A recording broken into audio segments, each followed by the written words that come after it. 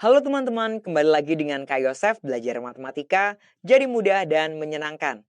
Pada video kali ini kita akan membahas latihan soal mengenai rotasi 90 derajat. Langsung saja ya kita lihat soal yang pertama. Sebuah titik dirotasikan sejauh 90 derajat berlawanan arah jarum jam dengan pusat O. Jika koordinat bayangannya negatif 3,7, maka koordinat titik mula-mula adalah.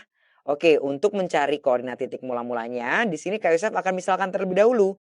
Yaitu titik mula-mulanya Kak Yosef misalkan titik P dengan koordinatnya X, Y. Nah, titik ini yang dirotasikan dengan pusat O 0,0 ya. Sejauh 90 derajat berlawanan arah jarum jam. Maka akan menghasilkan titik P aksen dengan koordinat negatif Y, X. Oke, nah di soal sudah diketahui nih. Yaitu koordinatnya sama dengan negatif 3,7. Atau kayak saya bisa tuliskan ya di sini ya.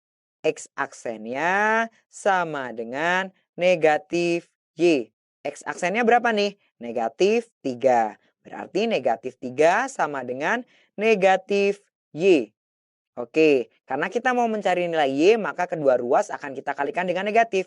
Maka di ruas kiri kita akan punya 3, di ruas kanan kita tinggal punya Y. Berarti nilai Y sama dengan 3.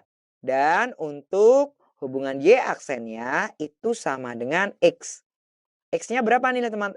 Y aksennya di sini ya teman-teman. Sudah diketahui yaitu 7. Berarti 7 itu sama dengan X-nya. Oke, nilai koordinat X-nya sudah ketemu, nilai koordinat Y-nya sudah ketemu. Berarti titik mula-mulanya adalah 7,3. Agar lebih jelas teman-teman, saya mau gambarkan nih ke teman-teman ya, berupa sketsanya. Di mana sih letak dari P dan P aksennya? Oke ya, saya gambarkan. Pertama-tama kita akan gambar sumbu Y dan sumbu X. Seperti ini. Oke, ini sumbu X. Nah, letak titik P-nya ada di mana nih? Ya, letak titik P-nya ada di 7,3. Misalkan di sini 7, di sini 3. Nah, berarti titik P-nya ada di sini. Kayak saya beri warna kuning ya. Oke, berarti ada di sini nih. Ini adalah titik P-nya. Nah, kemudian akan dirotasikan. Kayak akan beri warna biru nih untuk garis dari titik P ke titik pusat ya. Seperti ini. Nah, karena dirotasikan berarti nanti akan membentuk sudut 90 derajat. Seperti ini teman-teman. Nah, seperti ini. Sudutnya 90 derajat karena dirotasikan atau diputar 90 derajat berlawanan arah jarum jam. Kemudian letak dari titik P aksennya berarti ada di mana? Ada di sini. Dengan koordinatnya kita bisa tahu nanti ya. Yaitu negatif 3,7. Jadi seperti ini gambarannya teman-teman. Bisa terlihat ya titik P-nya. Kemudian di sini titik P aksennya. Oke, kembali lagi ya. Berarti jawabannya kita sudah peroleh. P ada di koordinat 7,3. Sekarang kita ke soal nomor 2 ya teman-teman.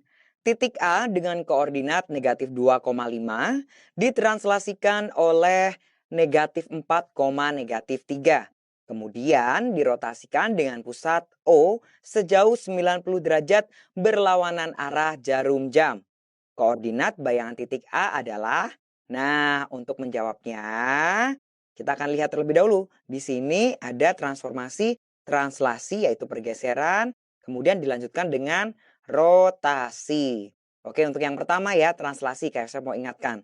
Kalau kita memiliki titik P, X, Y yang ditranslasikan oleh komponen berarah AB, maka akan menghasilkan titik P aksen dengan koordinat X aksennya adalah X ditambah A dan Y aksennya adalah Y ditambah B. Seperti ini teman-teman. Jadi kalau tadi di soal kita memiliki titik A yaitu negatif 2,5 ditranslasikan oleh komponen berarahnya negatif 4, negatif 3. Maka akan menghasilkan A aksen, koordinatnya X aksen, Y aksen, yang bisa dituliskan hubungannya X aksen sama dengan X ditambah A. X ditambah A. Oke, kita tulis ya. X-nya berapa? X-nya adalah negatif 2. Kemudian ditambah dengan A. A-nya adalah negatif 4. Sehingga kita akan punya nilai dari X aksennya sama dengan negatif 2 ditambah negatif 4, negatif 6.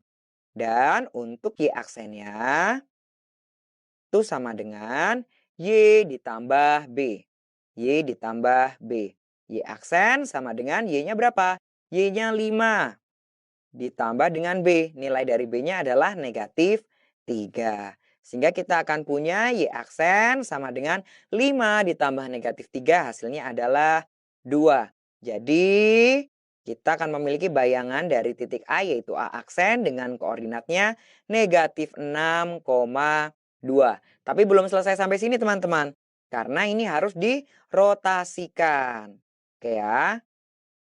Saya mau ingatkan. Kalau ada titik P, X, Y yang dirotasikan dengan pusat O, kemudian sejauh 90 derajat berlawanan arah jarum jam, maka akan menghasilkan titik P aksen dengan koordinat negatif Y, X. Nah, kalau tadi kita sudah punya A aksen ya. A aksennya koordinatnya adalah negatif 6,2. Akan kita rotasikan dengan pusat O sejauh 90 derajat berlawanan arah jarum jam. Maka akan menghasilkan A double aksen dengan koordinat X double aksen, Y double aksen. Di mana X double aksennya ini sama dengan apa? Negatif Y. Negatif Y ya. Berarti di sini X double aksennya sama dengan negatif dari Y-nya. Y-nya berapa di sini teman-teman? 2. Berarti negatif 2. Dan untuk Y double aksennya itu sama dengan, bisa kita lihat, sama dengan X. Oke, Y double aksen sama dengan X. X-nya berapa? Negatif 6. Sehingga kita akan peroleh koordinat dari titik A double aksen itu adalah negatif 2, negatif 6. Seperti ini teman-teman.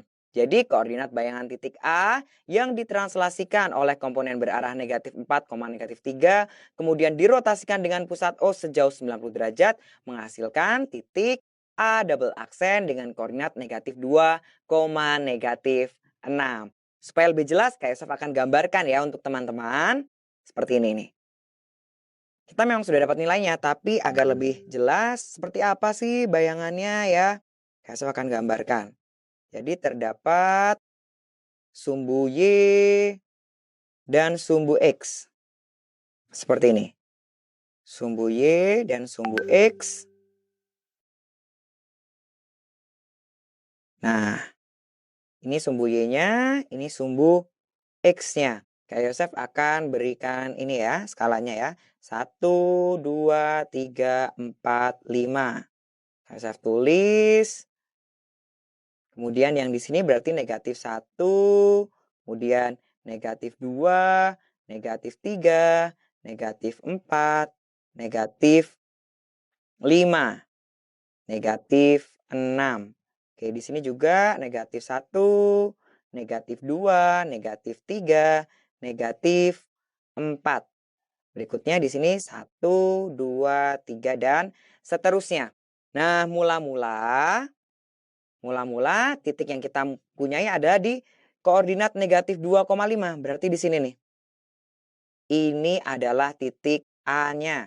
Karena ditranslasikan itu artinya digeser. Komponen A berarahnya berapa? Kita punya tadi adalah negatif 4 dan negatif 3. Negatif 4 berarti ini digeser ke kiri sebanyak 4 langkah.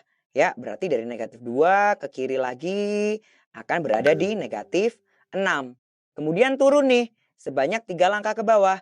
Berarti tadi di 5 akan turun sampai di Koordinatnya 2 untuk nilai Y-nya. Nah, ini adalah A aksennya teman-teman.